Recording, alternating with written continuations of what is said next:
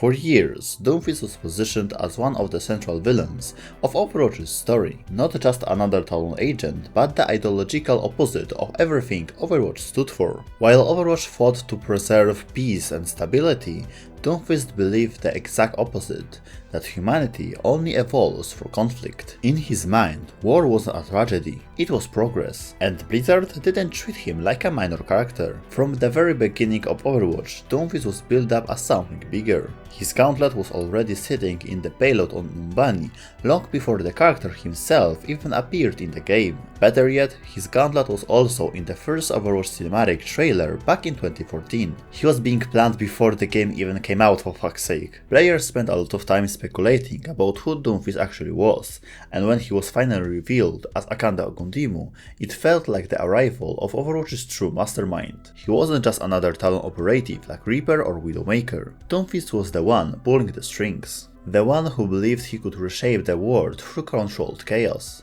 Even his escape from prison and return to Talon was framed as the beginning of a much larger plan, one that would plunge the world into another global conflict. But here's the strange part. After all that build-up, Blizzard barely did anything with him. Years passed with almost no meaningful progression in Doomfist's story. The character who was supposed to represent Talon's ideology and potentially the main antagonist of the entire Overwatch universe was mostly left sitting in the background. If Doomfist was meant to be the architect of global conflict, then his alliance with Ramatra seemed like the moment the plan finally started to take shape. Ramatra wasn't just another Talon associate. As the leader of Null Sector, he commanded an army capable of launching a full-scale war between Omnics and humans. Exactly the kind of global instability Doomfist believed humanity needed. On the surface, it looked like a simple alliance, but within the logic of Doomfist's ideology, it made perfect sense. If conflict makes the world stronger, then a war between Omnics and humanity would be the ultimate catalyst. And for a while, it really seemed like this was the direction the story was heading. When Winston activated the Overwatch recall, it was framed as the moment the heroes would reunite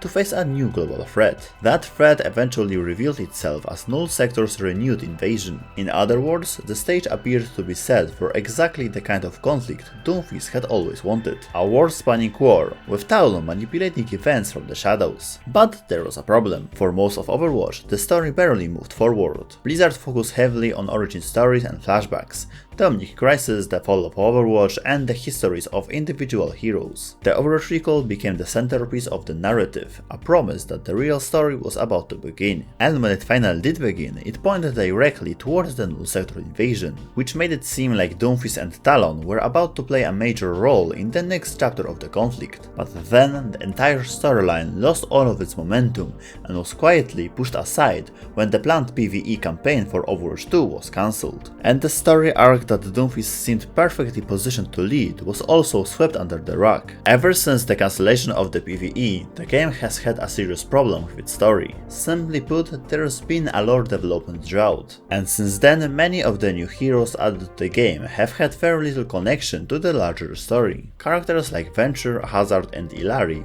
might have interesting concepts, but they felt largely disconnected from the core narrative they had been building for years. Now, to be fair, things have started to change recently. Blizzard finally seems to be pushing the story forward again, with the introduction of characters like Freya, Emre, Domina, and especially Vandetta. Overwatch lore enjoyers are eating well right now, and I can genuinely say that I almost love what they have done with the story. Particularly problematic is how they went about replacing Doomfist. My problem isn't with what they've done necessarily, but how they've done it. Because the way Vandetta defeats Doomfist simply doesn't make sense when you look at who the character is supposed to be. Doomfist has always been portrayed as one of the most dangerous individuals in the Overwatch universe, possibly second only to someone like Sigma in terms of raw power. He could withstand a lot while still being a quick and ferocious fighter, but his real strength was never purely physical. It was his strategic thinking and ability to predict his opponent's next move. More importantly, Doomfist was defined by his ideology. He believed deeply in his philosophy, but he always approached things with a calm, calculated mindset. But when Vandetta appears, that version of Doomfist suddenly disappears. Vandetta arrives with almost no build-up, challenges him directly and beats him at his own game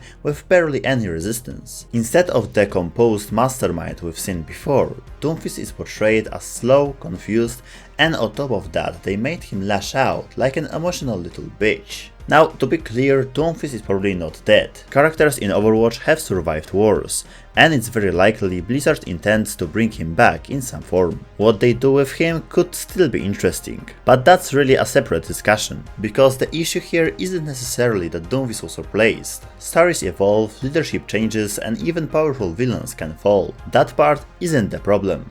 The problem is how it happened. For example, Vandetta could have infiltrated Talon first, slowly gaining influence within the organization. She might have worked her way up the ranks, manipulated internal rivalries, and eventually betrayed Doomfist when he least expected it. Or she could have outmaneuvered him politically, convincing other Talon leaders to support her, building alliances, and ultimately surpassing Doomfist not through pure force, but through strategy. Another interesting angle would have been exploiting Doomfist's greatest weakness, his own ideology. His obsession with conflict and ambition could have blinded him to the threat growing inside his own organization. Any of these directions would have made the takeover feel earned. Instead, Vandetta simply shows up, finds him and wins. It's absurd, shocking and clearly meant to be dramatic, but it also skips over the kind of build-up you would expect for the downfall of a character who has been so central to the lore for so long. And the moment she takes control, Talon suddenly becomes more active than ever, launching coordinated attacks like the assault on the Watchman Gibraltar,